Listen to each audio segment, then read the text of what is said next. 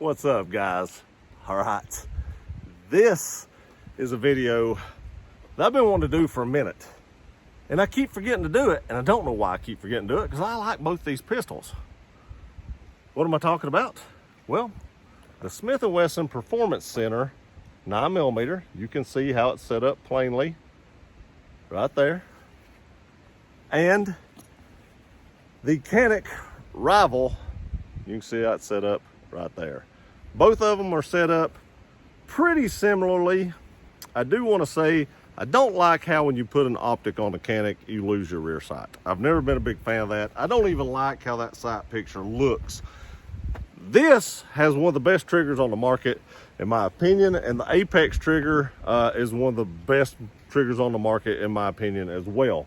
Today, we're going to be taking a look at both those triggers. We're going to take a look at both these guns, and we're going to see how they both shoot. We're going to do our regular testing like we normally do. We're going to put a few rounds through it. I have several rounds through both these guns, so I've never shot them side by side, so I don't have my opinion fully decided yet. This video will determine that, but I do have quite a bit of time behind both these pistols and several hundred rounds through both these pistols as well. Again, I can already tell you I do not like the sight picture on the Canik as good. Now, they do have optics that you can put on these that you do retain some kind of a rear sight that's on the plate, but this primary arms optic is not one of those. This SLX RS10 optic is not one of those. There again, on the Smith, you do retain your rear sight, and I do like how that looks better, in my opinion. Other than that, they both have great triggers. They're both competition guns. This Smith & Wesson is actually ported. I don't know if you can actually see that down there. You can see it like this. Here you go. You can see it's ported right there from the factory. So we're going to talk about recoil. We're going to talk about trigger, how it feels. We'll talk about magazines. We'll break it back out to about 40 yards, see how accurate they are, and I'll give you my final opinion. I do want to say, if there's any other kind of stuff you would like to see in these videos, let me know. I don't care to test other options. I'm not going to drop my gun and throw it like a lot of people do. That's crazy, in my opinion. You can drop your gun, but in my opinion, I don't ever remember ever really dropping a gun. So that's kind of unrealistic, in my opinion, especially for like a competition gun.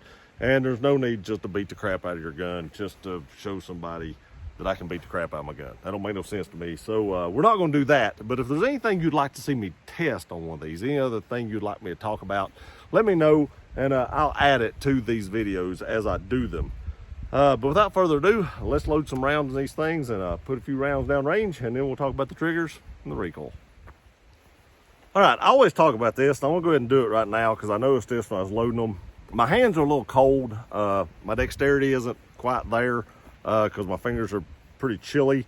It's definitely easier to load the Canik magazine than the Smith & Wesson magazine. A lot of people will tell you that Smith & Wesson magazines are a little difficult to load, and that is definitely the case here as well.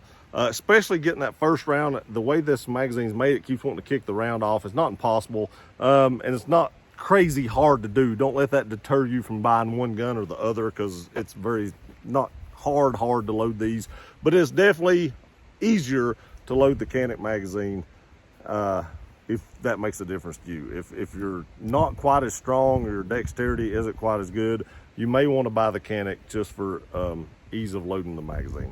Let's put some rounds through these things, and we'll talk about the triggers and the recoil.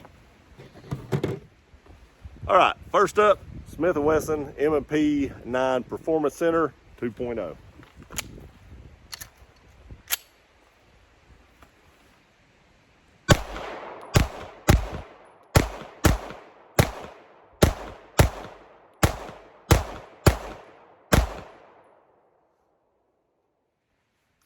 Okay, I do want to notice the first round pop with this ported gun, my ear's a little ringing. Even with my Ear Pro on, which I think the battery's dead on it, so I'm probably not getting, the electronic cut off, but it's still cut off.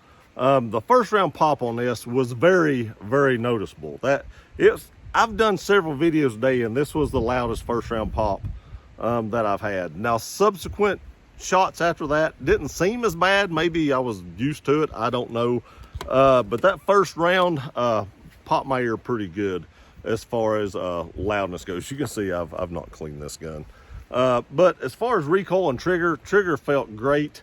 The recoil was very, very manageable. If you don't know, these 2.0s are like sandpaper. I never recommend anybody carrying an M&P 2.0 unless you're going to wear an undershirt and this goes over it, or unless you're willing to sand some of this down. I have a 45 that this actually is sanded down a little bit, and when you take some sandpaper and lightly go over it, it kind of feels like velvet. I would never do that to a competition gun because I'm never going to carry this. But if I was going to carry one of these MPs, I would definitely do that to it, because I just feel like this could cause you to bleed after a little while carrying the sandpaper against your body.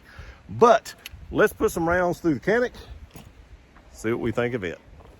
All right, guys, Canik Rival.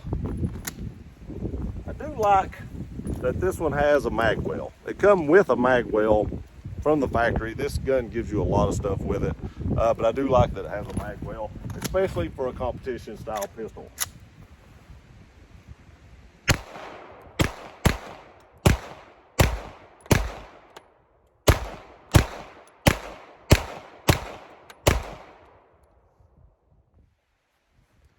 Okay, right off the bat, nowhere near as that loud. That first pop was nowhere near as loud.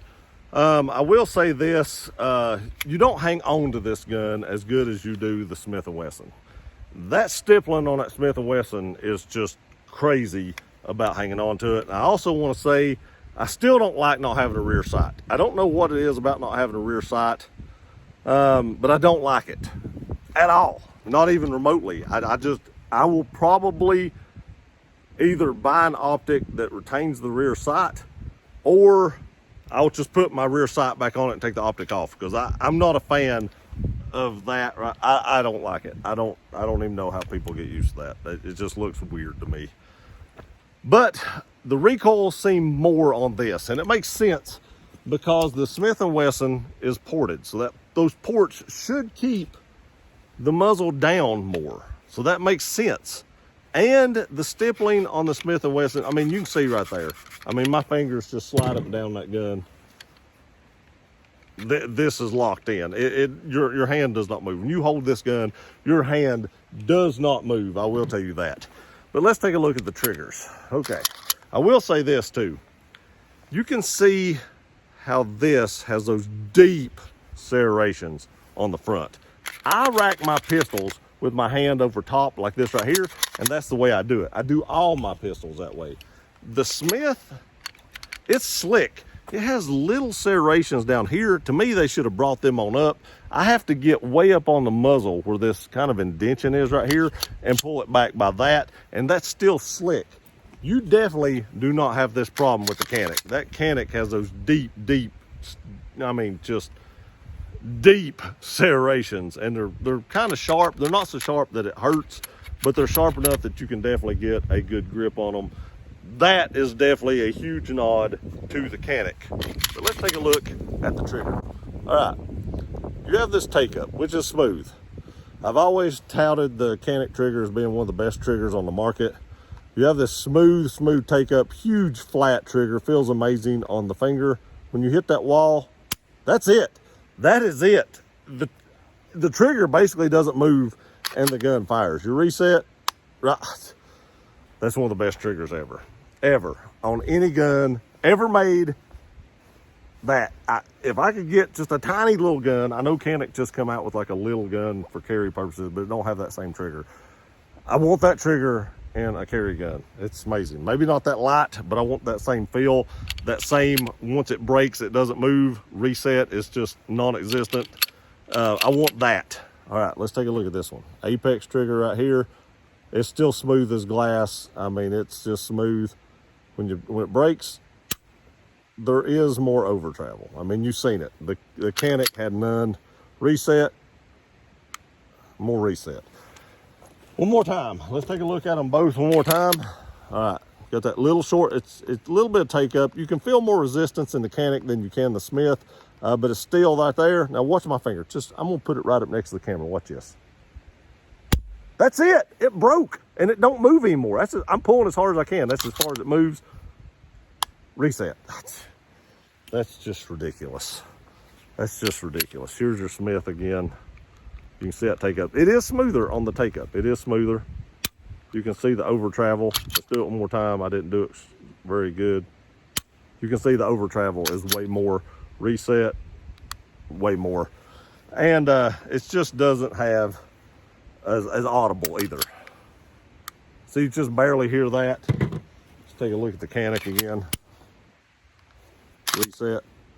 Hear that click. Canik is more audible as well.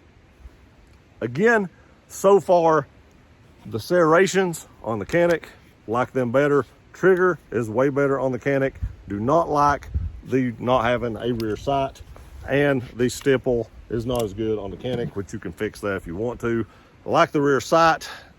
This sucks. It's slick as a ribbon.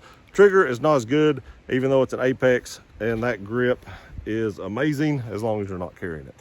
Let's step back out to 40 yards and see if we can hit that still with either one of these.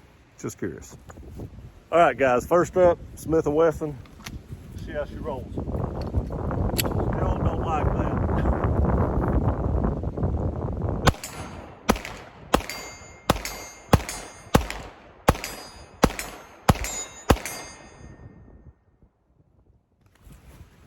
All right, guys, if my count was right, that was 8 out of 10. Not shooting super slow, and I still want to say that first round pop rings my ears. It's that ported barrel, but you do notice that. I just want to say that. That is noticeable, so just keep that in mind.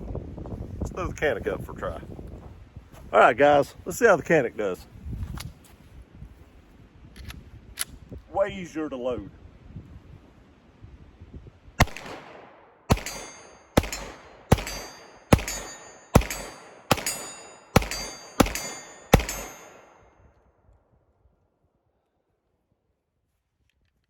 All right, guys, the Canik is just easier to shoot in my opinion. That's 9 out of 10. Both guns ran great, but this trigger is just a little bit better. I still do not like the sight picture on the Canik, but to me, with that flat face trigger and as light as that trigger is, and as such a little bit amount of pull till it breaks, and that 90-degree break it has when it stops, just makes this pistol easier to shoot in my opinion. Let's get back down here, get everything set up. I'll give you my final thoughts. All right, guys, one more thing I'm gonna start throwing in on these videos. I'm gonna try to talk about the controls. Both these guns have ambidextrous controls, but you can see how much larger the controls are on the Canik than the Smith & Wesson. That's not saying the Smith & Wesson is hard to reach, because I can still reach it with my thumb, but if you had smaller hands, it might be a little bit more difficult to reach the controls on the Smith & Wesson than it would be the Canik. Here again, I can reach the mag release just fine on both these, but it is a little bit easier to reach the mag release on the Canik because it does have like an extended mag release, and the Canik comes with extra mag release extensions in a box. You can actually change that if you would like to do so. Just thought I'd throw it in there, something that I thought y'all might be interested in. So I thought I'd throw that in at the end. But if I was only going to own one of these, Smith & Wesson is actually moving to my state, which makes me want to pick it because, you know, you want to root for your home team, but I just can't do it. Canik's a better gun in my opinion. It's not as, you know, tacky in your hand, but it does shoot a little bit better, in my opinion, or more easily because of just how little bit of travel there is right there. As far as the slide smoothness goes, the Canik might even have a little bit smoother slide. If you want to go with play, the Canik has some play. That will help with some reliability. Smith & Wesson has more play. So if you're looking at just at play, the Canik has less play as well. I kind of like the aesthetics better on the Canik, and other than the rear sight, I think the Canik pretty much won everything in my opinion. And there again, if I bought a different optic I could actually use a plate with a rear sight. This is just what I had, so I threw it on there. But I would actually probably be replacing this optic with one I can use my rear sight plate with, and this will make this gun hands down better than the Smith & Wesson, in my opinion. That's just my opinion, but I'd like to know what your opinion is. Leave it in the comment section below. I appreciate y'all watching this video. Please like, share, and subscribe. I love you guys. We'll see you next time.